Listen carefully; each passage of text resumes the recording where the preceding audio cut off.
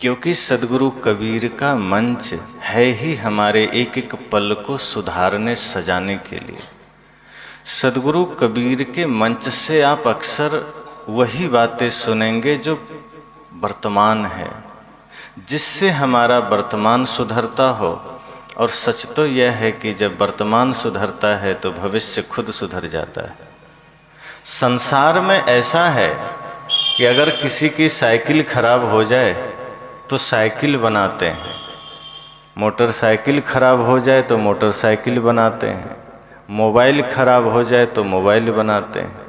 ऐसा कोई नहीं करता कि मोबाइल खराब हुआ तो गाड़ी बनाने चले गए, कि गाड़ी खराब हुआ तो मोबाइल बनाने चले गए। जो खराब होगा उसी को बनाना पड़ता है। लेकिन अध्यात्म में थोड़ा सा गणित उल्टा है। यहाँ सीधा गणित काम नहीं करता, यहाँ थोड़ा सा उल्टा सोचना पड़ता है। अगर आपको भविष्य बनाना है तो वर्तमान बनाना पड़ेगा। अगर आप चाहते हैं कि हमें भविष्य बेहतर करना है तो वर्तमान ठीक कर लीजिए। भविष्य से आप डायरेक्ट मिल ही नहीं सकते, तो जिससे मिलना ही ना होगा उसे ठीक कैसे कर पाएंगे। अगर आपको मृत्यु ठीक करना है तो जन्म ठीक कर लीजिए, जीवन ठीक कर लीजिए। अध्यात्म में थोड़ा उल्टा होता है। यहाँ आप जो अभी ठीक करेंगे ये तो होगा ही, आगे भी ठीक हो जाता है। अभी आप जन्म ठीक करेंगे, मृत्यु खुद ठीक हो जाएगी। अभी आप वर्तमान ठीक करेंगे, भविष्य खुद ठीक हो जाएगा। तो सद्गुरु कबीर का मंच विचारों का मंच है, विवेक का मंच है। यहाँ हमें सद्गुरु संत सिर्फ इतनी सी दृष्टि देते हैं कि हम अपने जीवन में अच्छा या बुरा की समझ कर सकें। सद्गुरु संत हमें सिर्फ वह दृष्टि देते हैं कि हम सत्य असत्य को समझ सकें। सद्गुरु कबीर के मंच से आपको यह नहीं कहा जाएगा कि नहीं यही सत्य है मान लो, फिर तो भ्रम में पड़ जाएंगे। सद्गुरु कबीर के मंच से यह भी नहीं कहा जाएगा कि हाँ भगवान है विश्वास कर लो, या नहीं है विश्वास कर लो। सद्गुरु कहते हैं बस विचार कर लो, खुद पता चल जाएगा। सत्य विचार की वस्तु है, उस पर हम चिंतन करेंगे तो सत्य स्वतः आपके जीवन में आ जाएगा। सद्गुरु कबीर के मंच से यह नहीं कहा जाता कि ये राम है, अपने बच्चे को कहो राम की पूजा करें। ये सद्गुरु कबीर ने कभी यह भी नहीं कहा कि मैं कबीर हूँ तो मेरी पूजा करो, या मुझे अपने बच्चों से कहो प्रणाम करें। सद्गुरु कहते हैं सिर्फ महापुरुषों के आदर्श बता देना बच्चों को, उनके भीतर खुद यह परिवर्तन आएगा कि कौन प्रणाम के लायक है और कौन नहीं है। विचार का मंच है, यहाँ से हमें सोचने समझने विचार करने की शक्ति मिलती है। राम महान क्यों है यह विचार यहाँ किया जाता है। और एक बार अगर बच्चों को यह पता चल गया कि हाँ राम इन वजहों से महान है, तो कभी कोई उसको रोक भी नहीं सकता कि वो राम को ना माने। लेकिन अगर सिर्फ यह सिखाया गया कि नहीं कुछ मत जानो, ये जानो कि राम भगवान है, बस पूजा करते रहो, तो कभी न कभी अगर मन में सवाल खड़ा होगा तो वो राम की पूजा छोड़ भी देगा, राम से नफरत भी करेगा। अगर यह बताया गया कि नहीं ये कबीर हैं बस मानो, सद्गुरु कहते नहीं, यही तो भविष्य बिगाड़ना हुआ, जीवन बिगाड़ना हुआ। ये विचारों का मंच है, यहाँ विचार की बात है, यहाँ समझ की बात है। सद्गुरु कबीर क्यों महान है ये हमें समझना पड़ेगा, जानना पड़ेगा। पिताजी जानते हैं राम महान है, तो ये जानकारी उनके लिए है। पुत्र को अपनी जानकारी इकट्ठी करनी पड़ेगी। पिताजी का अनुभव बेटे का अनुभव नहीं बन सकता, बेटे को अपना अनुभव जागृत करना पड़ेगा।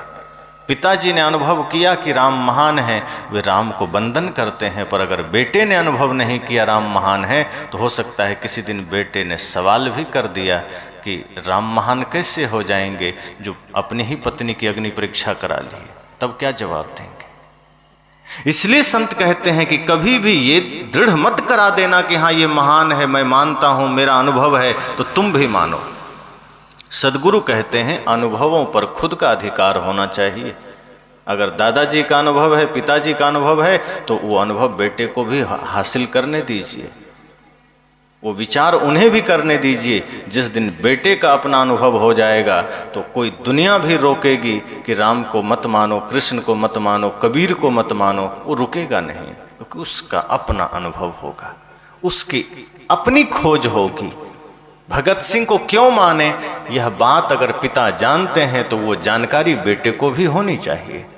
और बेटे के भीतर अगर ये जानकारी आ गई कि भगत सिंह कौन है, तो पूरी दुनिया एक तरफ हो जाए। भले ही लोग उन्हें आतंकवादी कहें, आज भी कुछ वर्ग हैं जो उन्हें आतंकवादी कहते हैं, लेकिन पूरा भारत उन्हें हृदय में धारण करता है। लेकिन जानने के बाद तो सदगुरु कबीर का यह मंच विचारों का मंच है। बात यही है कि यहाँ हमारे जीवन को जगाने के विचार हैं, हमारे जीवन को परिवर्तित करने वाले विचार हैं। अगर यहाँ हम उन विचारों को सुन सके तो हमारा बिखरा हुआ परिवार एकजुट हो सकता है। अगर हम यहाँ उन विचारों को ठीक से सुन सके तो बहुत घंटों बैठने की आवश्यकता नहीं है, एक शब्द से हमारा जीवन बदल सकता है। ये विचार, ये शब्द हमारे जीवन को बदलने के लिए हैं। ये सत्संग हमारे जीवन में परिवर्तन लाने के लिए है। सदगुरु कबीर का मंच विचार के लिए। तो जो कुछ भी हम यहाँ सुन रहे हैं, सुनेंगे, या आगे कहीं भी कबीर मंच होगा, सदगुरु कबीर की वाणियाँ सुनाई जाएगी, वहाँ से यह विचार ही जागृत किया जाता है। व्यक्ति के भीतर सिर्फ इतना किया जाता है कि जैसे आपके हाथ में एक जला हुआ दीपक है और किसी के पास एक बुझा हुआ दीपक है, और आप उसे कहें कि तुम जाओ कमरे से कोई सामान उठा लाओ, और आपने कहा कि जाओ कमरे में कमंडल रखा है उठा लाओ। अंधेरे में वो आपसे पूछेगा किधर है, कहाँ पर है, चौकी पर है, किधर है, कहीं टकरा ना जाऊं।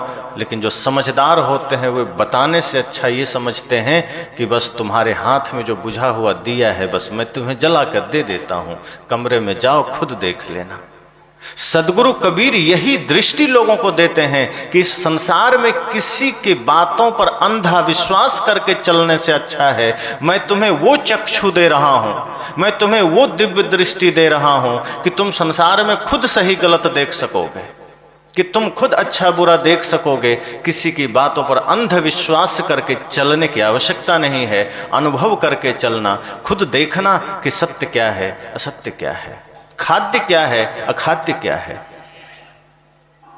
तो सदगुरु कबीर का यह विचार मंच है जहां हमें जीवन में जागने का अवसर मिलता है, खुद से संसार को भीतर से देखने का अवसर मिलता है। ये ऐसी दृष्टि है जो आपको समझना, महाभारत में संजय को मिली थी दिव्य दृष्टि। कहा जाता है कि वो कुरुक्षेत्र में युद्ध के मैदान में जो कुछ भी होता था वो अंधे को बताता था, धृतराष्ट्र को। सदगुरु कबीर वही दृष्टि हम सबको देते हैं। हम अपने जीवन के रण क्षेत्र में, ये हमारा परिवार संसार एक युद्ध का मैदान ही तो है। रोज न जाने कितने झगड़े हम लड़ते हैं, कितने झगड़ों का हिस्सा बनते हैं, कितने विवादों का हिस्सा बनते हैं। सदगुरु कबीर हमें भी एक दिव्य दृष्टि देते हैं, वो विचार का है, विवेक का है, कि इसे सदैव अपने साथ रखना तो हर एक चीजों में उसकी सत्यता देख पाओगे, हर एक चकाचौंध के पीछे का रहस्य जान पाओगे, हर एक झूठ को समझ पाओगे। तो इसलिए यह सदगुरु कबीर विचार मंच हम सबकी चेतना को जगाने का मंच है। यहाँ जितनी भी बातें होंगी, होती हैं, होती रहेंगी, वो सब जीवन को जगाने की बातें। तो कुछ विचार सदगुरु कबीर की ही वाणी पर जो अक्सर आज समाज में आवश्यक है। साहब कहते हैं, जाघर प्रेम न संचरे ता घर जान मसान। जैसे खाल लोहार का श्वास लेत बिनु प्राण।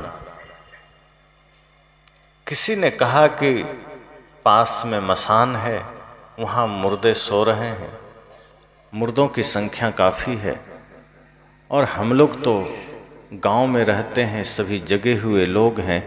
सदगुरु ने कहा कि नहीं नहीं, ये जो तुम गांव जिसे कह रहे हो, ये तुम जिस गांव में रहते हो वास्तव में वहीं मुर्दे लोग रहते हैं। और जहां तुम मुर्दा बता रहे हो वो तो मजबूरी है, वो तो मर ही गया, साधन नहीं है उसके पास। लेकिन असल में तुम जिन घरों में रहते हो अब वो तेरा घर मुर्दा घर बन चुका है, अब वो तेरा घर शमशान घाट बन चुका है। अब सिर्फ तुम श्वास ले रहे हो। ठीक वैसा ही जैसे लोहार के पास एक खाल पहले होता था, बड़ा सा बना होता था, उसको खींचता था तो उसमें सांस आती जाती थी और उसकी हवा से भट्ठी में आग प्रज्वलित होती थी और उससे जो धातु है लौह का धातु वो पिघलता था, गर्म होता था, नरम होता था। सद्गुरु कहते हैं जैसे खाल लोहार का है, खींचने से श्वास आती है जाती है, बस इतना ही तुम्हारे शरीर में हो रहा है। तुम मुर्दा से कम नहीं हो, श्वास आ रही है जा रही है, लेकिन जिंदा होने का कोई प्रमाण नहीं है, जिंदा होने का कोई सबूत नहीं है। लोगों ने कहा ये तो बड़ी गहरी चोट है, ये सब लोग मरे हुए हैं, क्या संसार में कोई जिंदा नहीं है? सद्गुरु कहते कोई जिंदा नहीं, बिरला कोई जिंदा होगा, नहीं तो सब मरा हुआ है। कहा कैसे? सद्गुरु कहते हैं जिस हृदय में प्रेम नहीं उसे मरा हुआ ही समझना। जहां प्रेम है वहीं जीवंतता है, वहीं जीवन है, और जहां प्रेम नहीं है वहां मुर्दापन है। वहां समझना कि आदमी घर में है फिर भी वो मरघट में है। और ऐसे भी देखा जाए तो हम सब का गांव, हम सब का घर असली मरघट है, क्योंकि यहाँ कोई स्थिर नहीं रहता। जो कोई भी जन्म लेता है यहाँ से मर करके मरघट चला जाता है। तो जिसे हम मरघट कहते हैं वास्तव में वो मरघट नहीं है, और जिसे हम बस्ती कहते हैं वास्तव में वो बस्ती नहीं है। बस्ती मतलब जहाँ बस गया कोई हटेगा नहीं, मरघट मतलब जहाँ लोग मर के घट रहा हो। तो मरघट में कोई जाके नहीं मरता, घर में मरता है। जहाँ मरता है वहीं मर के घट रहा है। तो घर मरघट तो गांव हुआ, और बस्ती जिसे हम कहते हैं जहाँ बस गया, मरघट बस्ती है। एक संत बैठे थे रास्ते में, कुछ लोगों ने कहा कि मुझे बस्ती जाना है, रास्ता बताएं। संत ने कहा दाएं चले जाओ, उधर मरघट था। वो आदमी मरघट पहुंच गया, देखा सुनसान मुर्दे जल रहे हैं। वो आदमी बड़ा हैरान हुआ, कहा लगता है कोई पागल तो नहीं था, पागल ही होगा, सुनसान में बैठा है, साधु तो नहीं होगा। आया, झल आया, कहा कि हमें पागल समझते हो, मैं तुमसे रास्ता पूछा, मार्ग पूछा, और तुम मुझे मरघट भेज दिए। मैंने बस्ती का मार्ग पूछा था।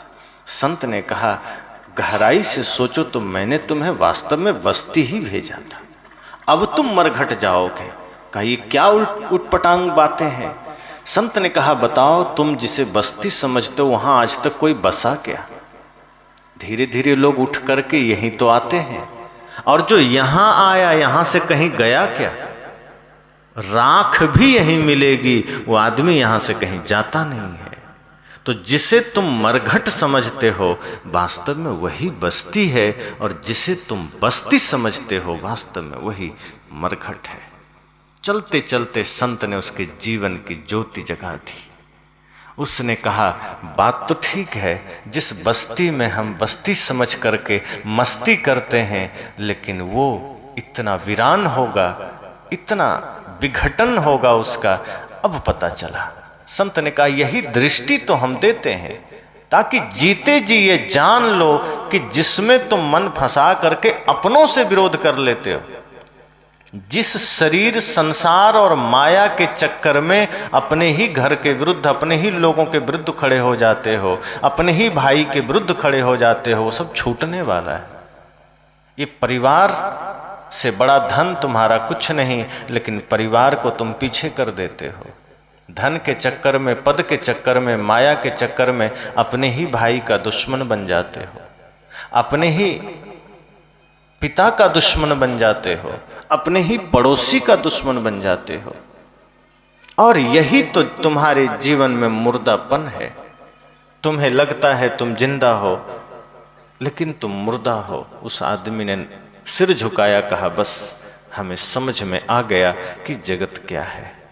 सद्गुरु भी यही कहते हैं कि जिस घर में, जिस हृदय में प्रेम नहीं है, समझना वो मरघट है, वो जिंदा नहीं है।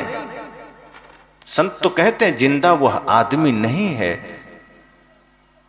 जो आदमी सिर्फ बोल रहा है, आंखें खोल रहा है, जो हाथ हिला रहा है, पैर से चल रहा है। सद्गुरु कहते हैं वो जिंदा नहीं है। जिंदा वह है जिसके हृदय में प्रेम है, जिंदा वह है जिसके हृदय में करुणा है, जिसके हृदय में संवेदना है, वह जिंदा है। ये जिंदा होने का प्रमाण है, ये जिंदा होने का सबूत है। अगर आप किसी के दुख को देखकर द्रवित नहीं हुए, आप मुर्दा हैं। अगर आपको किसी जीव का कष्ट देख करके भीतर संवेदना जागृत ना हुई, तो आप जिंदा नहीं हैं, आप मुर्दा हैं। जिंदा होने का प्रमाण यही है कि किसी को पीड़ा में देखा और हृदय में पीड़ा हुई, किसी को कष्ट में देखा और भीतर कष्ट का आभास हुआ। ये गहरा धर्म है। सबसे बड़ा धर्म यही है कि किसी की पीड़ा को देखा और भीतर पीड़ा हुई। और ये हम सद्गुरु कबीर में इतना विराट रूप में था कि हम सोच भी नहीं सकते। इसलिए तो अहिंसा को परम धर्म कहा गया। आप सोचिए, दया को धर्म कहा, सत्य को धर्म कहा, प्रेम को भी कहा। सद्गुरु कबीर ने कहा ना कि जहां दया तहां धर्म। और तुलसीदास जी ने क्या कहा? धर्म न दूसर सत्य समाना। लेकिन सोचिए, जब अहिंसा शब्द की बात आई तब तुलसीदास जी भी सिर पर हाथ रखते हैं कि सत्य को तो मैंने पहले ही धर्म कह दिया है, अब अहिंसा को क्या कहें। तब उन्होंने प्रयोग किया अपनी विद्वता का और अहिंसा के पहले परम शब्द को जोड़ा कि नहीं, सत्य तो धर्म है, प्रेम भी धर्म है, दया क्षमा भी धर्म है, लेकिन जहां अहिंसा है वह परम धर्म है। तब उन्होंने कहा परम धर्म श्रुति विदित अहिंसा, कि ये अहिंसा परम धर्म है, इससे बड़ा कोई धर्म नहीं। और अहिंसा के मूल में करुणा ही है, प्रेम ही है, सत्य ही है। अहिंसा मतलब जहां किसी को भी कष्ट में देखा और भीतर करुणा जागृत हुई, किसी की पीड़ा को देखा और भीतर संवेदना जागृत हुई, किसी छोटे से जीव को भी कष्ट में देखें और आपके भीतर अगर करुणा जागृत हुई तो समझना जिंदा है। इसलिए सद्गुरु कबीर जब यह कहते हैं कि मैं रोवूं इस जगत को मोको रोवे न कोई, तो इसमें उनकी लाचारी नहीं है, विराट अहिंसा करुणा समाया हुआ है। कोई आदमी अपने परिवार के लिए रोता है, कोई बेटे के लिए रोता है, कोई मकान के लिए रोता है, कोई धन के लिए रोता है, बहुत हुआ तो कोई समाज के लिए रो दिया, कोई देश के लिए रो दिया। सद्गुरु कबीर कहते हैं मैं इस जगत के लिए रोता हूं। इतनी विराट करुणा, इतना विराट हृदय। सोचिए, संपूर्ण जगत के लिए प्रेम समाया हुआ है सद्गुरु कबीर के हृदय में। ये साधारण बात नहीं है कि समस्त जगत के लिए चिंता होना। एक एक व्यक्ति के जीवन के दुख को सद्गुरु कबीर कहते हैं ये मेरा ही दुख है। मैंने जिस शांति को पाया है, मैंने जिस आनंद को पाया है, मैं उसी में संपूर्ण विश्व को देखना चाहता हूं। इसलिए जब तक एक भी इंसान दुखी है, मेरे आंखों में आंसू रहेंगे, मेरे हृदय में पीड़ा रहेगी।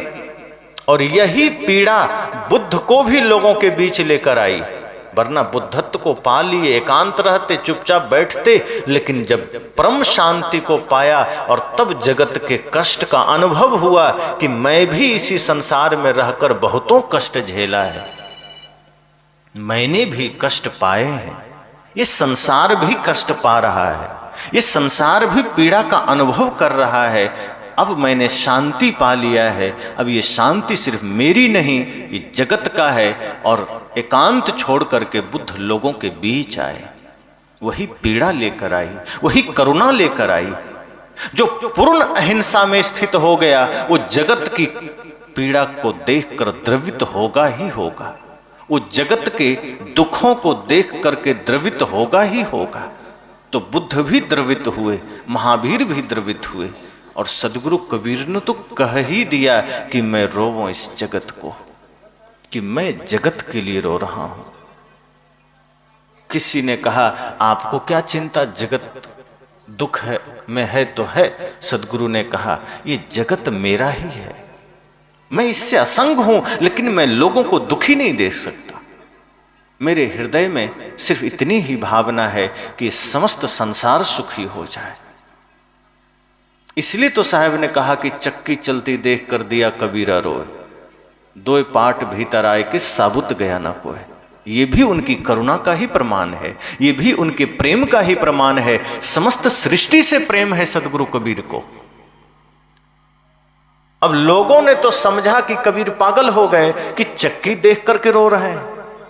अरे चक्की तो बूढ़ी माता हर दिन चलाती थी। अब पहले मशीन तो नहीं था कि मशीन चले, चक्की पर ही आटे पीसे जाते थे, उसी में बेसन पीसते थे लोग। जो भी पीसना हो, दाल बनाना हो, चक्की में ही होता था। जिसको जाता बोलते हैं उसी पर होता था। सदगुरु कबीर ने देखा कि एक बूढ़ी माँ चक्की चला रही है, रोने लगे। लोगों ने समझा सदगुरु कबीर लगता है पागल हो गए। अरे चक्की चलने से कोई रोता है? ये तो रोज चलती थी, ये बूढ़ी माँ का काम ही है चक्की चलाना, ये हर दिन चलाती थी, आज ही इनको रोना क्यों आया? लोग इकट्ठे हुए, कहा क्या हुआ? कहा चक्की चलती देखा तो रोना आ गया। लोगों ने कहा पागल हुआ, चक्की कोई आज थोड़े चल रही है, तो सदियों से चल रही है। और ये बूढ़ी माता कोई अकेले चक्की चला रही है? कितनी बूढ़ी माताएं चक्की चला रही है, कितना रोएंगे आप? इतनी ही देर में फिर सदगुरु कबीर थोड़ा हंसे। लोगों ने कहा लगता है सच में साहब पागल हो गए, ये रो रहे हैं फिर हंस रहे हैं। लोगों ने कहा कि राज क्या है, मामला क्या है? साहब ने कहा ये चक्की को मैंने देखा तो मुझे रोना आया, लेकिन रोना इसलिए आया कि इस चक्की को देखा, ये चक्की प्रतीक बनी। वास्तव में चक्की से कोई एलर्जी मुझे नहीं है, कोई पीड़ा मुझे नहीं है, इस चक्की के वजह से नहीं रोया, लेकिन इस चक्की को देखा तो मुझे कुछ और याद आ गया। जैसे आप कई बार कुछ चीजें देखते हैं तो आपको कोई उस चीज को देखने से कुछ अपना कुछ घटना याद आ जाती। सदगुरु ने कहा कि मैंने इस चक्की को देखा तो मुझे भी कुछ याद आ गया। कहा क्या? कहा मुझे ये जगत रूपी चक्की का ध्यान आ गया। कहा मतलब? कहा देख रहे हो इस चक्की को, इसमें अनाज डालते हैं तो बीच में खूंटा है, कील, और कील के ही पास अनाज डालने की जगह है। उसमें अनाज डाला जाता है और जैसे ही चक्की घुमाई जाती है वो सारे अनाज जा करके पिस जाते हैं। बस वही देख करके मुझे इस जगत की चक्की का ध्यान आ गया। लोगों ने कहा तो मतलब? कहा ये जो संसार है, ये जो विश्व है, ये जगत है, ये भी एक चक्की समझना, और इसमें भी दो पार्ट हैं, एक जन्म है एक मृत्यु है। इस जन्म और मृत्यु रूपी दो पार्ट में सारे जीव पिस रहे हैं, सब लोग मरे जा रहे हैं, सब लोग काल के गाल में जा रहे हैं। मुझे यही देख करके रोना आ गया, यही देख करके मेरी व्यथा बाहर आ गई। मेरे भीतर इसी को देख करके संवेदना जागृत हो गई। लोगों ने कहा ये तो सोचने वाली बात है, हमने तो सोचा ही नहीं था कि हम सब भी इस जगत रूपी चक्की में पिसे जा रहे हैं। हमें तो लगा कि आप साधारण सी चक्की देखकर रोए। सदगुरु ने कहा इतना नादान तो नहीं कि मैं ये पत्थर की चक्की को देखकर रोने लगूं। मुझे याद आया इस जगत की चक्की की, और मैंने यह देखा, ये अनुभव किया कि सारे जीव जन्म और मृत्यु के पाट में पिसे चले जा रहे हैं, कोई बच नहीं रहा है। तो लोगों ने कहा सदगुरु जी, हे सदगुरु, ये तो फिर दुख की बात है कि हम सब पिस रहे हैं और फिर आप हंसे क्यों? तो सदगुरु कबीर कहते हैं यही तो बात है। वो जो बीच में कील होती है, जिसके चारों ओर चक्की घूमती है, कभी कभी ऐसा होता है कि उस कील के पास कुछ दाने बच जाते हैं, वो पिसते नहीं हैं। जो दाने कील के निकट रह जाते हैं, उसी के आसपास चिपके रह जाते हैं, वो पिसने से बच जाते हैं। और जो बाहर जैसे ही दूर गया वो पिस जाता है। तो जो कील से चिपका रह गया वो नहीं पिसा, वो बच गया। इस जन्म और मृत्यु रूपी पाट में, इस संसार रूपी पाट में भी जो सदगुरु रूपी कील के निकट चला गया वो पिसने से बच गया, वो नुकसान उसका नहीं हुआ। अर्थात शरीर तो क्षीण हुआ, लेकिन उसके कर्म, उसके संस्कार इतने पवित्र हो गए कि वो अमर हो गया। सदगुरु रूपी कील से जो चिपक गया, सदगुरु रूपी कील के पास जो आ गया, वो व्यक्ति अमर हो गया। यह ध्यान करके थोड़ी हंसी आई कि चलो इस संसार में एक आसरा तो है, एक सहारा तो है सदगुरु चरण का, कि जो सदगुरु संतों की चरण को गह लिया, पकड़ लिया, यमराज उसे नहीं छू सकता, मृत्यु उसे नहीं छू सकती। तो प्रेम जब हृदय में हो वो आदमी जिंदा है। अहिंसा हृदय में है तो समझना वो आदमी जिंदा है, वो मुर्दा नहीं है। लेकिन जिसके हृदय में प्रेम नहीं है, जिसके हृदय में करुणा नहीं है, जिसके हृदय में संवेदना नहीं है, वो समझना मुर्दा है।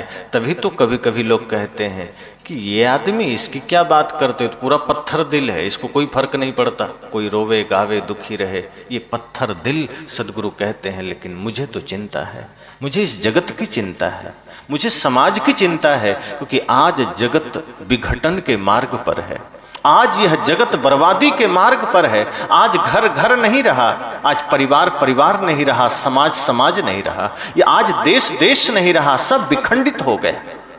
हमारा परिवार बिखरा, समाज बिखरा, घर बिखर रहा है, लोगों का जीवन बिखर रहा है। जिस घर में पवित्रता होनी चाहिए, प्रेम होना चाहिए, जिस घर में दिव्यता होनी चाहिए, वो घर आज बुचड़खाना बन रहा है, कबाड़खाना, होटल बन रहा है। प्रेम नहीं, सामंजस्य नहीं, एक दूसरे में समर्पण नहीं। सदगुरु कहते हैं मैं इस जगत की इस पीड़ा को देखकर बड़ा व्यथित हूं, और मुझे लगता है सब लोग मुर्दा क्यों हो रहे हैं। सुनहरा जीवन मिला, बढ़िया मनुष्य शरीर मिला, प्रेम से जीते, सत्य के साथ जीते, अहिंसा के साथ जीते, बर्बाद किए जा रहे हैं। हम बर्बादी का कारण बनते जा रहे हैं, अपने जीवन को तो बिगाड़ते ही हैं। कितने लोगों के जीवन बिगाड़ देते हैं, कितने लोगों के साथ खिलवाड़ करे जाते हैं। अपने बच्चे को तो बिगाड़ते ही हैं, अन्य के लोगों के लिए भी हम बिगाड़ का कारण बन जाते हैं। सदगुरु कहते हैं मुझे इसलिए पीड़ा हो रही है कि मैं देख रहा हूं जगत को कि चारों ओर दुख है, चारों ओर संताप है, चारों ओर कष्ट है, लेकिन निवारण का उपाय तो है। दुख इस बात का है कि सभी लोग दुख में हैं, पीड़ा इस बात की है कि सभी लोग पीड़ित हैं, लेकिन थोड़ी सी खुशी इस बात की है कि निवारण का उपाय मौजूद है। मान लीजिए कोरोना आया, सब त्राहिमाम करने लगे, भागने लगे, क्या करें क्या करें, कोई रास्ता नहीं। लेकिन जैसे ही थोड़ा सा कुछ पता चला कि काढ़ा आदि के सेवन से बचा जा सकता है, इम्यूनिटी पावर बढ़ा लेने से बचा जा सकता है, थोड़ी सी राहत लोगों को मिली कि चलो अब गिलोय पीना शुरू करें। जो आदमी कभी गिलोय नहीं पीते थे वो भी खोज रहे हैं गिलोय कहाँ मिलेगा, कहाँ मिलेगा।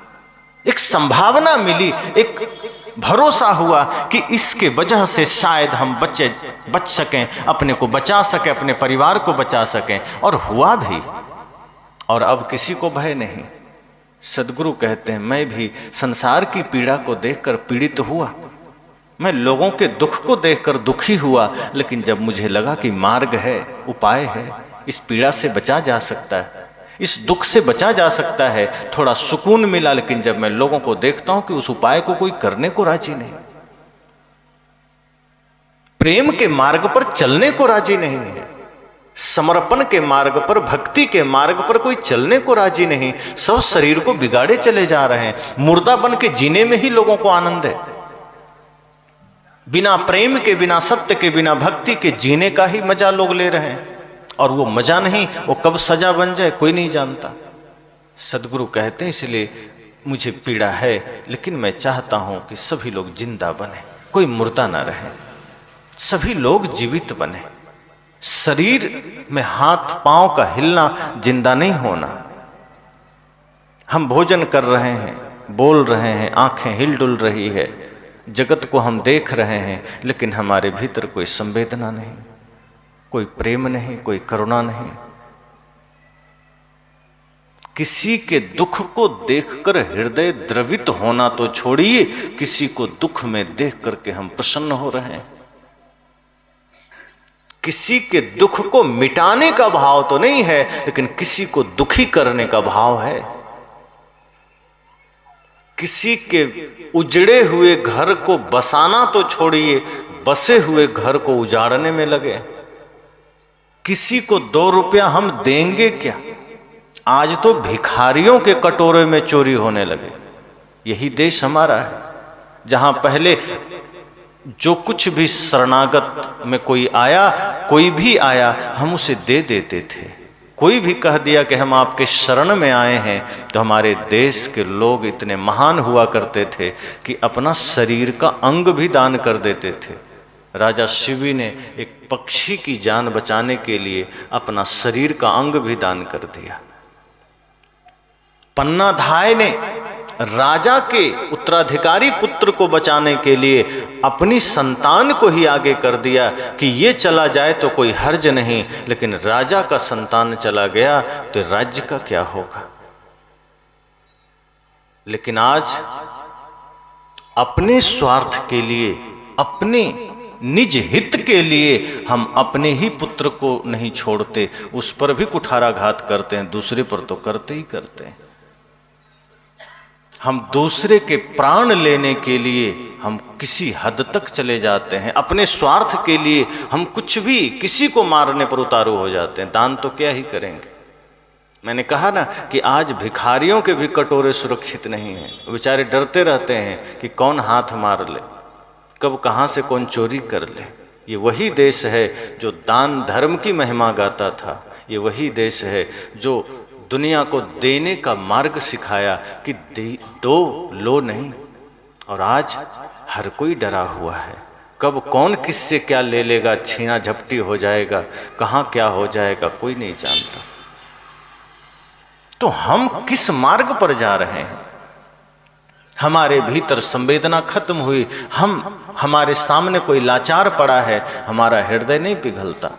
माँ बाप दुखी हैं, हृदय नहीं पिघलता, दूसरे को तो छोड़ दीजिए। इतनी सारी समस्याएं हमारे देश में आ रही है। माताएं रो रही है, पिता रो रहे हैं। वृद्धाश्रम जाके कभी देखिए, इतनी दुर्गति है। एक बार मुझे बगल से गुजरने का अवसर मिला। मैंने देखा कुछ बुजुर्ग वहां बैठे हैं, चेहरे पर सिर्फ दुख के भाव हैं, आंखों में सदैव आंसू बने हुए हैं। वो आंसू कभी सुख नहीं रहे हैं। हाथ कांप रहे हैं, अपने से कपड़े धो रहे हैं, अपने से कहीं झाड़ू लगा रहे हैं। और उस अवस्था में वो बैठ करके आपस में सिर्फ यही बातें कर रहे हैं कि बड़ा सपना देखा था, बड़े ख्वाब देखे थे कि बेटे योग्य बनेंगे, बहुएं घर आएगी, बुढ़ापा शांति से कट जाएगी। लेकिन सब पर पानी फिर गया। नियति ने कहाँ लाके खड़ा कर दिया। अपने से अपना कपड़ा धोने को मजबूर हैं 80 साल में, झाड़ू लगा रहे हैं, तब कुछ भोजन मिल जाता है। दुख बांटने के लिए कोई नहीं है, आपस में वो भी दुखी, हम भी दुखी, एक दूसरे को दुख कह करके रो रहे हैं। मैंने कहा यही आज हमारे समाज की हालत है, यही स्थिति है। और जिन घरों में थोड़ी सी भी समझदारी है, थोड़ा सा भी ज्ञान है, वो बचा हुआ है। लेकिन आने वाली पीढ़ियों को अगर हमने अपना ज्ञान स्थानांतरित नहीं किया, जैसे आज के जनरेशन के पास जो ज्ञान है, अगर वो युवाओं के पास नहीं गया, युवाओं से फिर बच्चों में नहीं गया, तो समझना आने वाला भविष्य बहुत दर्दनाक होने वाला है। आगे आने वाला समय बहुत खतरनाक होने वाला है। सदगुरु कहते हैं ये बात 500 साल पहले कि जागर प्रेम न संचरे। ध्यान देना, जब भी हृदय से प्रेम विदा होगा वो घर मरघट की भांति होगा, अपना ही घर काटेगा, अपने ही लोग काटने दौड़ेंगे। वो परिस्थितियां मरघट से ज्यादा नहीं लगेगी। अपने बढ़िया बने बनाए घर में रहोगे, लेकिन पिता बनकर के भी आप पुत्र का प्रेम नहीं पाएंगे, बहू का प्रेम नहीं पाएंगे, और वो घर आपको लगेगा जैसे मैं मरघट में आ गया। सदगुरु कहते हैं वो मरघट जीती जी अगर महसूस हो रहा है तो समझना मनुष्य होने का क्या अर्थ हुआ। घर तो प्रेम से सजना चाहिए। एक पर्दे कम लगे कोई बात नहीं, टाइल्स सस्ते लग जाएं कोई बात नहीं, गाड़ी सस्ती हो कोई बात नहीं, लेकिन घर की सजावट प्रेम से करना। अगर उस घर में प्रेम है तो उससे सौंदर्य किसी और चीज का नहीं। बाहरी सौंदर्य तो विनसने वाला है, बाहर की खूबसूरती तो नष्ट होने वाला है। आप शरीर की ही सुंदरता को देखिए, आज है कितने दिन रहेगी। आज अगर शरीर सुंदर है, 10 साल के बाद थोड़ा सा कम होगा, 20 साल के बाद और कम होगा, 50 के पार जाते ही शरीर सूरत सब बिगड़ जाएगा। जगह जगह जो ब्यूटी पार्लर्स बने हैं, 1-2 घंटे के लिए खूबसूरती प्रदान करने की जगह, तो 1 घंटे तो सुंदर बन जाएंगे, लेकिन बाकी समय 1-2 घंटे के बाद वो सुंदरता उतर जाएगी। सदगुरु कहते हैं अपने विचारों को सुंदर बना लो, अपने कर्म को सुंदर बना लो, अपने आचरण को सुंदर बना लो। सदगुरु कहते हैं मैं गारंटी लेता हूं युगों युगों तक वो सुंदरता कभी नहीं उतरेगी। ये बाहर की सुंदरता, बाहर का रूप ये ढलेगा, ये बाहर की सजावटें ढलेगी, बिखरेंगी, लेकिन जिस दिन तुमने हृदय में प्रेम धारण कर लिया, जिस दिन तुमने हृदय में भक्ति सेवा श्रद्धा धारण कर लिया, युगों युगों तक तुम्हारा नाम, तुम्हारी खूबसूरती बनी रहेगी। आज मीराबाई नहीं है, उनके सौंदर्य की चर्चा है, आचरण के सौंदर्य का, शरीर नहीं। शरीर तो नश्वर है, ये सुंदर हुआ तो क्या हुआ, ये बदसूरत भी हुआ तो कोई हर्ज नहीं, लेकिन अगर आचरण सुंदर हो गया, कर्म सुंदर हो गए, तो वो खूबसूरती शाश्वत खूबसूरती है, वो कभी मिट नहीं सकती। सदगुरु कहते हैं कर्म को सुंदर बना लेना, मन को सुंदर बना लेना। जिस दिन तुमने हृदय में प्रेम धारण किया, सत्य धारण किया, भक्ति धारण किया, कर्म सुंदर हो जाएंगे। और ये सत्संग रूपी ब्यूटी पार्लर में संभव है। और यहाँ जिसने अपने जीवन को सुंदर बना लिया वो कभी कुरूप नहीं हो सकता, और उसकी पूजा होती है। इसलिए माता शबरी पता नहीं सुंदर थी कि नहीं, ये पता नहीं, किसी ने पूछा कि वो सुंदर है कि नहीं। किसी हीरोइन का नाम आता है तो लोग पहले सोचते हैं अच्छा वो सुंदर है, लेकिन जब भक्तों का नाम आता है, संतों का नाम आता है, सती साध्वियों का नाम आता है, वीर वीरांगनाओं का नाम आता है, तो हम सिर्फ उनके आदर्श को स्मरण करते हैं और श्रद्धा से शीश झुका देते हैं। सोचो उनकी सुंदरता कितनी महान है। तो जब भी विदुर जी का नाम आता है हम शरीर को याद नहीं करते हैं। जब भी माता शबरी का ख्याल आता है, माता सीता का ख्याल आता है, हम उनके शरीर का ध्यान नहीं करते हैं, हम उनके कर्म को स्मरण करते हैं और श्रद्धा में झुक जाते हैं। सोचो शरीर सुंदर हुआ तो क्या हुआ, वो तो मिटना ही है, रोक भी नहीं सकते। शरीर की सुंदरता ढलेगी, मिटेगी। और वैसे भी विज्ञान कहता है 7 वर्ष में सबका शरीर बदल जाता है, सारे परमाणु बदल जाते हैं। 70 साल अगर आपकी आयु है, आप 7 बार बदल चुके, अब क्या करना। शरीर तो बदलेगा, वो तो परिवर्तित होगा, लेकिन जिस दिन कर्म सुंदर हो गया जीवन सदा शाश्वत हो जाएगा, अमर हो जाएगा। सदगुरु कहते हैं इसलिए जीवन में प्रेम धारण करना। अगर बाहर कुछ भी कमी रह जाए चिंता की बात नहीं, कपड़े साधारण हो चिंता की बात नहीं, लेकिन अगर आचरण साधारण रह गए तो समझना मनुष्य जन्म को कौड़ी के भाव बेच दिया। यह मनुष्य जीवन को सदगुरु ने हीरा से तुलना किया है कि भजन बिना नर बावरे तूने हीरा जन्म गमाया। ये जीवन तुम्हारा हीरा से कम नहीं, कीमती ही समझना, उससे भी कीमती। लेकिन अगर इस हृदय में प्रेम धारण न किया, इस हृदय में सत्य धारण न किया, इस हृदय में भक्ति धारण न किया, तो साहब कहते फिर मरघट समझना, फिर मुर्दा हो गया, घर मुर्दा हो गया, जीवन मुर्दा हो गया, फिर चलता फिरता शमशान घाट। अगर कोई आदमी क्रोध में जीता है, समझना वो चलता फिरता मरघट है, वो जिंदा नहीं है। सत्संग आपके जीवन में जीवंतता लाता है, जागृति लाता है, आपको शाश्वत बनाता है। इसलिए सदगुरु कबीर का यह मूल मंत्र याद करना। एक व्यक्ति ने कहा, सदगुरु कबीर का मूल ज्ञान क्या है और किस पंथ में मिलता है? कबीर पंथ में भी कई पंथ हैं। तो एक ने कहा कि कबीर साहब का मूल ज्ञान क्या है और किस पंथ में मिलता है। अब वो व्यक्ति पूछने आया था, लेकिन जिज्ञासा बस नहीं आया था, वो पहले से ही तय करके आया था कि कोई एक पंथ है जहां ये सच्चा ज्ञान मिलता है। दरअसल वो रामपाल का शिष्य था और उसके मन में ये पहले ही तय था कि रामपाल जी ही मूल ज्ञान देते हैं और उन्हीं को कबीर साहब ने मूल ज्ञान दिया है, और वो गुप्त है, वो कोई नहीं जानता। मैंने कहा कि आप ही बताएं। कहा, कबीर साहब का जो मूल ज्ञान है वो अभी गुप्त है, कोई नहीं जानता, ये बाकी जितने गुरु हैं सब भटका रहे हैं। तो मैंने कहा, कबीर साहब ने कोई गाली दी थी क्या जो अब तक गुप्त है, जो कोई नहीं जाना? भाई अच्छी बातें गुप्त क्यों है? और सदगुरु कबीर का कोई मूल ज्ञान पर्सनल रामपाल जी को दिए कबीर साहब। अच्छी चीजें तो लोग बांटना चाहता है, अच्छी चीजें तो जन जन में फैलाना चाहता है। आप कभी प्रार्थना करते हैं, आप इतना भाव से करते हैं कि कोई सुन ले तो कोई हर्ज नहीं, लेकिन अगर आप शांत अवस्था में हैं, सत्संग में हैं और आप चाहेंगे कि आप गाली जोर से दें, मन में आ भी रहा होगा दबा लेंगे, भले ही क्रोध की अवस्था में आप गाली जोर से दे देते हैं, लेकिन अभी सत्संग में बैठे हैं और गाली का मन करे तो कौन है जो खड़ा होकर गाली देना चाहे? वो जानेगा कि गलत चीज है, दबा के रखो, छिपा के रखो। मैंने कहा, सदगुरु कबीर का पहली बात तो याद रखना कि अलग से पर्सनल कोई मूल ज्ञान नहीं है। सदगुरु कबीर का एक एक वचन मूल ज्ञान है, एक एक शब्द मानवता को बदलने वाला है, एक एक ज्ञान इंसान में प्रेम भरने वाला है, एक एक ज्ञान संपूर्ण सृष्टि को एक सत्य अहिंसा प्रेम के मार्ग पर लाने वाला है। और जिनका ज्ञान एक एक शब्द सामर्थ्य रखता हो समस्त सृष्टि में दया क्षमाशील संतोष लाने का, अर्थात समस्त सद्गुणों को जागृत करने का, तो एक शब्द मूल ज्ञान हो गया। दूसरा क्या हो गया?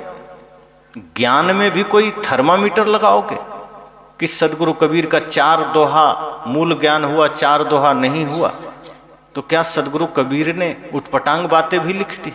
मैंने कहा, सदगुरु कबीर का एक एक शब्द मूल ज्ञान है, और जब हम उनके एक भी शब्द को जीवन से जोड़ लेते हैं तो समझ जाना कि हमने उनके बताए हुए मार्ग से अपने जीवन को सजा लिया, उनके बताए हुए शब्द से हमने अपने कर्म को सजा लिया। चाहे वाणी की बात हो, चाहे कर्म की बात हो, चाहे इंद्रिय की बात हो, 3 साधन हमारे पास है, मन, वाणी और इंद्रियां। हम बोल करके किसी का दिल दुखाएं, बोल करके अपना मुख गंदा करें, चाहे इंद्रियों से गलत कर्म करें, चाहे मन से गलत चिंतन करें। सदगुरु कहते हैं इन 3 साधन को पवित्र कर लो। मन से सुंदर चिंतन करो, वाणी से पवित्र शब्द बोलो और इंद्रियों से पवित्र कर्म करो। और ध्यान रहे कि जैसे ही आप वाणी की शुद्धि करते हैं, आपके मुख से निकला हुआ हर शब्द प्रार्थना बन जाता है। फिर अलग से प्रार्थना करने की आवश्यकता नहीं रह जाती कि मंदिर जाकर के ओम नमः शिवाय करेंगे तो ही प्रार्थना होगी। तमेव माता च पिता तमेव बंधुश्च सखा। मंदिर में गए तो तमेव माता च पिता, और अपने माता पिता के सामने गाली गलौज। तो सदगुरु कहते हैं नहीं, मन निर्मल हुआ, मन पवित्र हुआ तो तुम्हारे मुख से निकला हुआ हर शब्द प्रार्थना है। इंद्रियां पवित्र हुई तो इंद्रियों से किया गया हर कर्म पूजा है। और मन पवित्र हुआ तो हर चिंतन ध्यान है, आत्मचिंतन है। इसलिए साहब ने कहा कि ध्यान रखना, यह जीवन बड़ा नश्वर है, इसे व्यर्थ ना गंवाना, प्रेम से जीना, आपस में प्रेम रखना। पता नहीं जिनसे बैर कर रहे हो कब बिछुड़ना हो जाए, और जब कोई बिछुड़ जाता है तो हम याद करते हैं बड़े अच्छे लोग थे, झूठ मूठ के झगड़ा ठाने रहे। इसलिए साहब कहते नहीं, ध्यान रखना, जब संत आपके द्वार आए, गुरु आपके द्वार आए, यही लक्ष्य लेकर आते हैं कि आपके बिखरे हुए जीवन को सूत्र में बांध सकें, एक घर को स्वर्ग बना सकें, आपका घर मंदिर बन सके, दो टूटे हुए दिल को एक कर सकें। अगर दो भाई के बीच कोई विवाद है, संत कोशिश करते हैं कि दोनों का विवाद सुलझ सके, दोनों एक सूत्र में बंध सकें। यही तो जीवन का मूल लक्ष्य है, यही तो जिंदा होने का सबूत है। हम जीते जी मर जाते हैं, अर्थात शरीर हिलडुल रहा है और हम मुर्दे के समान जी रहे हैं। जहां जीवन मुर्दे के समान बना, वहां हमारा घर, हमारा जीवन नरक बना। एक ने कहा कि मरने के बाद क्या होता है, संत ने कहा वो तो बाद की बात है, कोई गया नहीं और आया नहीं लौट के बताने की क्या होता है। तुम जिंदा हो, पहले ये सोचो कि जिंदा रहते हुए तुम जिंदा हो। मरने के बाद क्या होगा वो तो बाद की बात है। कोई मर के गया, वो रिटर्न आया नहीं बताने कि मैं क्या हुआ नहीं हुआ, अनुमान की बात है। पर तुम जिंदा होते हुए जिंदा हो के नहीं, ये सोचो। और तुम क्या कर रहे हो? अगर जिंदा हो ये तुम्हारे हाथ में है। अब यह सोचना कि वास्तव में जिंदा हो। किसी की पीड़ा देखी, तुम्हें पीड़ा हुई? किसी को दुख में देख करके तुम्हें दुख हुआ? तुमने अपने जीवन को पवित्र बनाया? अगर तुम्हारे ही जीवन में कचड़े भरे हैं और तुम सोच रहे हो मरने के बाद क्या होगा, अरे जीते जी तो ठीक कर लो। ये हाथ में है, जो मिला हुआ है इसमें तुम कचड़ा बो रहे हो, इसमें तुम गंदगी फैला रहे हो। चिंता मरने के बाद क्या होगा, मरने के बाद जो होगा देखा जाएगा। जीते जी जीवन मिला है, भाई से बैर है, हाथ जोड़कर क्षमा मांग लेना। पिता से कोई अनबन है, पिता से क्षमा मांग लेना। दो व्यक्ति जब झगड़ा करता है किसी वस्तु को लेकर, किसी बात को लेकर, उस बीच में इतनी सी बात होती है कि वो झगड़ा धन के लिए नहीं होता, वो झगड़ा होता ही प्रेम को नष्ट करने के लिए। मान लीजिए दो भाई में झगड़ा हुआ और वो एक भी अपशब्द कहीं से भी आएगा, वो एक एक अपशब्द उस प्रेम को खंडित करेगा और धीरे धीरे धीरे धीरे पूरा प्रेम जिस दिन खंडित हुआ, दोनों के बीच के संबंध खत्म हो जाएंगे। फिर वो एक दूसरे के प्राण के प्यासे बनेंगे, एक दूसरे के विरोधी बनेंगे। एक घटना कहूँ याद आ गई, बातों को विराम दूंगा। दो भाई थे, एक साथ दीक्षा लिया गुरु से, बड़ा प्रेम। गुरुजी जब दीक्षा दिए तो दोनों साथ बैठ करके गुरुजी की सेवा किए। गुरुजी को जलपान कराया, भोजन कराया, पद प्रक्षालन किया, आरती किया, भेंट पूजा किया, सब किया। फिर भोजन का समय हुआ, गुरुजी को खिलाया, खुद भी एक ही थाली में परोस करके दोनों खाया। उसके बाद गुरुजी चले गए। 5-7 वर्षों के बाद पुनः बड़े भाई ने गुरुजी को बुलाया कि गुरुजी पुनः सत्संग करने आइए। गुरुजी आए, सत्संग हुआ, आरती हो गई, सारी प्रक्रिया हुई। गुरुजी ध्यान नहीं दिए जाता, लेकिन जब भोजन का समय हुआ और गुरुजी के लिए भोजन लाया गया, तब गुरुजी ध्यान दिए, अरे तुम्हारा एक छोटा भाई भी तो था, वो कहाँ है? बुलाओ उसे, कहीं गया है क्या? उस आदमी ने कहा नहीं, कहीं नहीं गया है, बगल में ही रहता है। का बुलाओ से, का नाम मत लीजिए उसका, आप भोजन करिए। गुरुजी ने कहा नहीं, पहले भाई को बुलाओ। क्या बात है? कहा गुरुजी आप भोजन करिए, छोड़िए उस नालायक को। गुरुजी ने कहा अरे ऐसी बात, वो भाई है तुम्हारा, उसे इस भाषा में बोल रहे हो? कहा गुरुजी आप भोजन करिए, उसका नाम मत लीजिए। तब कहा हम दोनों में 5 सालों से बोलचाल बंद है, हम बात नहीं करते हैं। मैं उधर नहीं जाता हूं, वो इधर नहीं आता है, कोई लेना देना नहीं। अगर दिख जाए तो मैं पश्चाताप करता हूं कि कैसे उसका मुंह दिख गया। गुरुजी ने कहा एक ही माता पिता ने से जन्म लिए हो, और इतना नफरत, इतनी घृणा। कहा गुरु जी ज़्यादा बात मत बढ़ाइए, चुपचाप भोजन करिए, हमें भी भूख लगी, हम भी खाएंगे। गुरु जी ने कहा क्या तुम्हें ये लग रहा है कि मैं तेरे द्वार खाने आया हूं? तुम यह सोच रहे हो कि मैं भोजन करने आया हूं? तुम गलतफहमी में हो कि कोई संत तुम्हारे द्वार भोजन करने आते हैं। अरे भोजन तो शरीर की एक छोटी सी जरूरत है जो कहीं भी पूरा हो जाएगा, लेकिन अगर कोई संत, कोई गुरु तुम्हारे द्वार आते हैं तो तुम्हारे द्वार को पावन करने आते हैं, तुम्हारे जीवन के कलुषित विचार को निकालने आते हैं, तुम्हारे सूने बिखरे घर को ठीक से सजाने आते हैं, स्वर्ग मंदिर बनाने आते हैं। और मैं अगर यहाँ आया हूं तो जो मैंने 5-6 वर्ष पहले देखा है कि दोनों भाई मिलकर के मेरी सेवा किए थे, दोनों मिलकर के मुझे भोजन कराए थे, दोनों एक साथ एक थाल में परोस कर खाए थे, आज वो दृश्य मैं नहीं देख रहा। मुझे पीड़ा है कि मेरे आगमन के बाद, मेरी दीक्षा के बाद भी तुम अपने भाई से विरोध कर गए। बात क्या हुई? कहा कुछ नहीं, बहुत अकड़बाज है, सुनता नहीं है कोई बात, छोटी छोटी बात में झगड़ा हो जाता है, छोटी छोटी बात में सुनाने लगता है, मैं बड़ा हूं। संत ने कहा यही तो घमंड है तुम्हारा, कि बड़ा हो इसका घमंड होगा कि छोटा क्यों कहेगा, वो छोटा भाई है क्यों सुनाएगा। कहा तो बड़ा भाई हूं, कैसे सुन लूं? कहा क्यों? बड़ा हो तो आदमी ही तो हो, भाई ही तो है, कह दिया तो क्या हो गए। कहा गुरु जी क्या करें अब? कहा जाओ उसे बुला के लाओ। कहा आपको लगता है वो आएगा? बहुत अकड़बाज है। कहा पहले तो मुझे तुम ही अकड़बाज लग रहे हो, उसको तो मैं नहीं देखा अभी, पहले तुम तो ठीक हो जाओ, शायद वो ठीक हो जाए। कहा मैं क्या करूं, वो आएगा नहीं। कहा पहले ही तुमने तय कर लिया नहीं आएगा, तब तो पक्का नहीं आएगा। पहले तुम तो ठीक हो जाओ मेरे सामने, तुम तो विनम्र बन जाओ, तुम तो निर्मल बन जाओ, आगे उसकी बात देखेंगे। तो मैं कैसे बुलाऊं? 5 साल हो गए बातचीत ना हुई, देखा भी ठीक से नहीं, कैसे जाऊं? संत ने कहा पहले अपने अकड़ को नीचे करो, जो घमंड तुम्हें भीतर है कि मैं बड़ा, गलती उसकी, ये भाव मिटाओ और यह सोचो कि हो सकता है तुमने भी गलती किया हो। किसी भी विवाद में यह मत सोचिए कि इस विवाद का वजह सामने वाला है। अगर शांति चाहते हैं, एक सूत्र याद रखना कि अगर घर में कोई झगड़ा हो जाए, कोई विवाद हो जाए, जीवन में कोई समस्या आ जाए, ये समझना कि हो सकता है इस झगड़े का वजह मैं भी हूं, हो सकता है इस समस्या का कारण मैं भी हूं, समाधान हो जाएगा।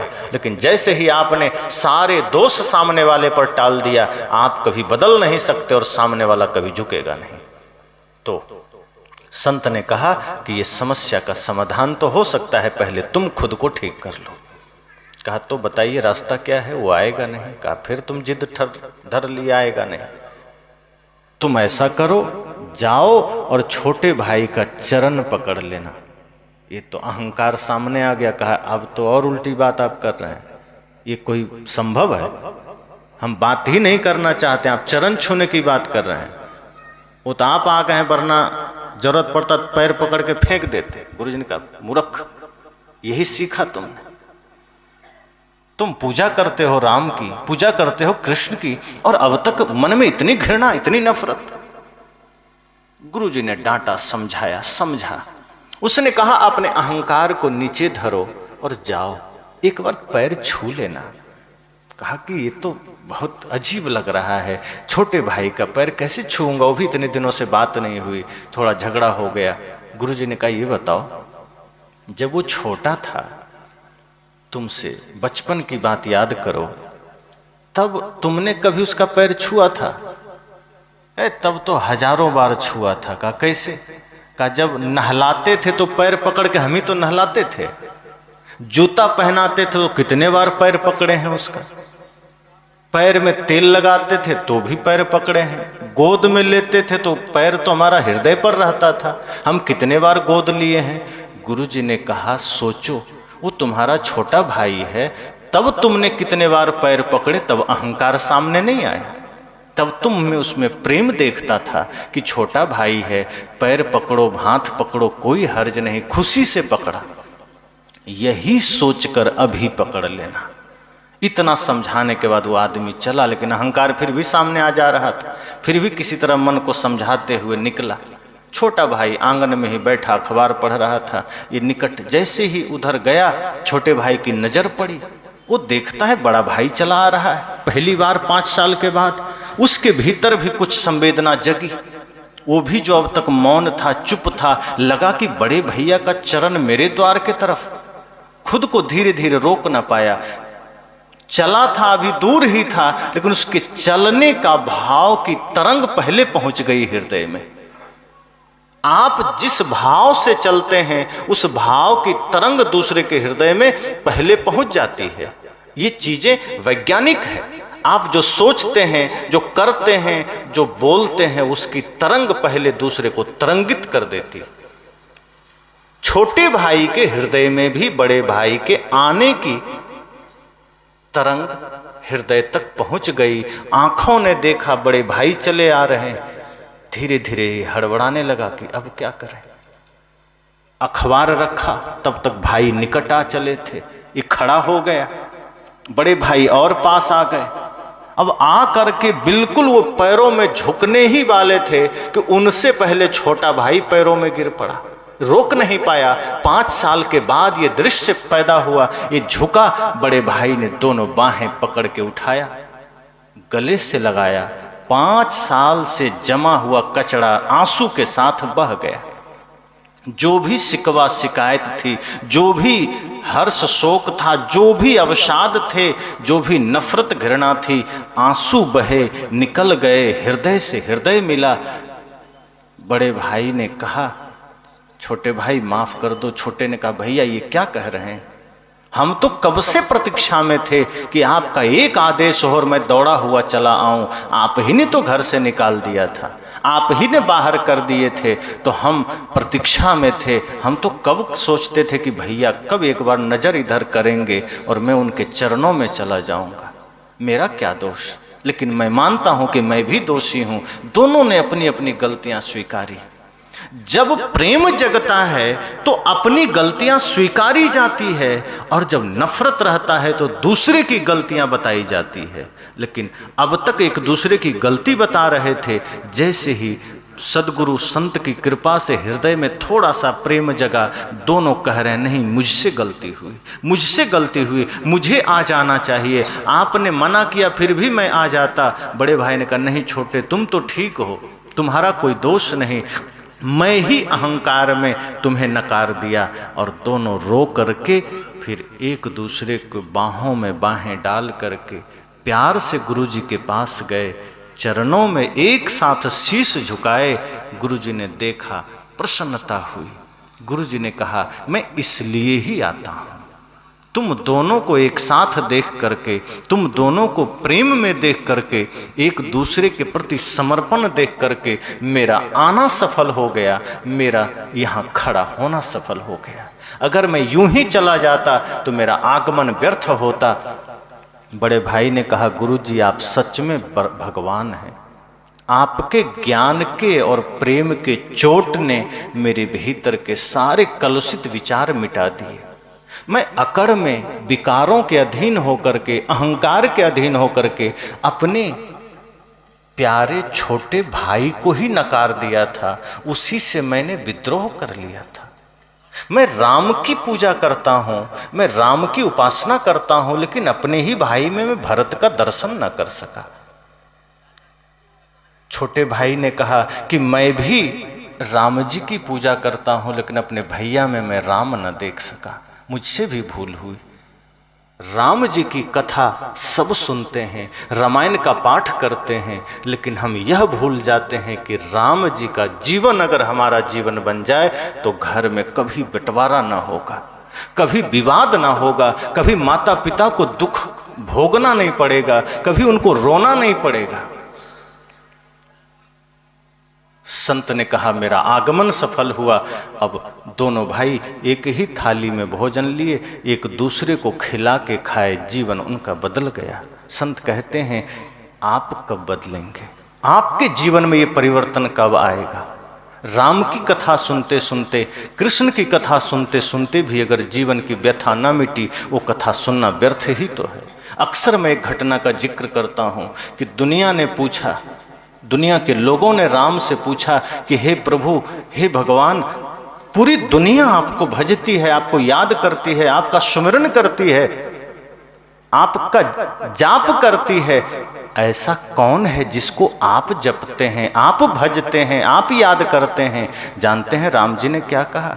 शिव जी का नाम नहीं लिया, किसी का नाम नहीं लिया कि मैं शिव जी को भजता हूं।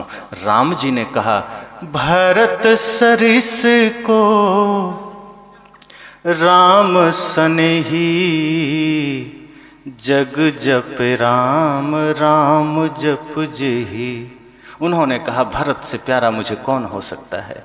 दुनिया मुझे भजती है, मेरा नाम जपती है, मैं राम अपने छोटे भाई भरत को भजता हूं। ये प्रेम हम सीखते कहाँ हैं?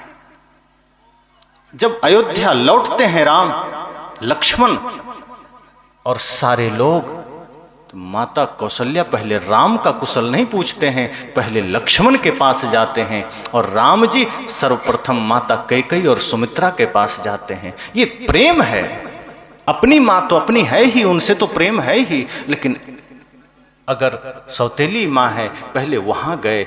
और माता कौशल्या भी जानती है राम तो मेरा पुत्र है ही, लेकिन लक्ष्मण उनके साथ रहा है, ये तो मेरा पुत्र से बढ़कर है। क्या पूछते हैं कि बेटा, मेघनाद ने जो शक्ति बाण मारा था वो कहाँ लगा था? लक्ष्मण जी ने दिखा दिया अपने पेट के दाएं साइड कि यहां लगा था मां। घाव बड़ा गहरा हुआ होगा, बड़ा जख्म बड़ा हुआ होगा। लक्ष्मण जी ने कहा, लगा तो बहुत जोर से था। तब मां ने एक सवाल किया कि बेटा दर्द कितना हुआ था? तब जानते हैं लक्ष्मण जी ने क्या कहा? माता मुझसे मत पूछो, मैं कुछ नहीं जानता, क्योंकि जब मैं होश में आया तो मैं भैया राम के गोद में था। दर्द इनसे पूछो, ये पता किए होंगे, इनको पता होगा, क्योंकि मैं जानता हूं कि मैं अगर होश में भी रहता तो मुझसे ज्यादा दर्द भैया राम को होता, इसलिए मेरे दर्द का पता मेरे भैया राम से पूछना। लक्ष्मण की कितनी आस्था है, कितनी श्रद्धा है। वो जानते हैं कि दर्द, गीता आप लोग सुनते ना, चोट लगे तुमको तो दर्द मुझे होता है। ये चीजें हम जीवन में कहाँ उतारते हैं? सदगुरु कहते हैं, जिस दिन प्रेम हृदय में जगा, समझना घर जिंदा हुआ, घर मंदिर बना, स्वर्ग बना। अभी तो हम घर को मरघट बनाकर रखते हैं। जिधर निकलो उधर ही ईर्ष्या, उधर ही द्वेष, उधर ही नफरत, उधर ही अपशब्द, उधर ही कटु शब्द, उधर ही गाली, उधर ही कुचिंतन। हमने मंदिर कहाँ बनाया घर? सदगुरु कहते हैं घर को मंदिर बनाओ, और ये प्रेम से होगा, ये सत्य से होगा, ये भक्ति से होगा।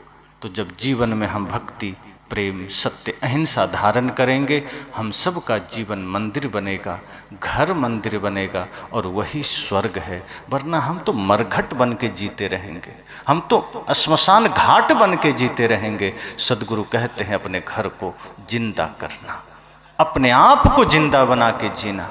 मरना तो एक दिन है ही, उससे पहले मुर्दा बन के मत जीना। और जिसके जीवन में प्रेम नहीं, सदगुरु कबीर का ये बात याद रखना कि जिसके हृदय में प्रेम नहीं वो मुर्दा है। अभी इतना ही कहकर वाणी को विराम।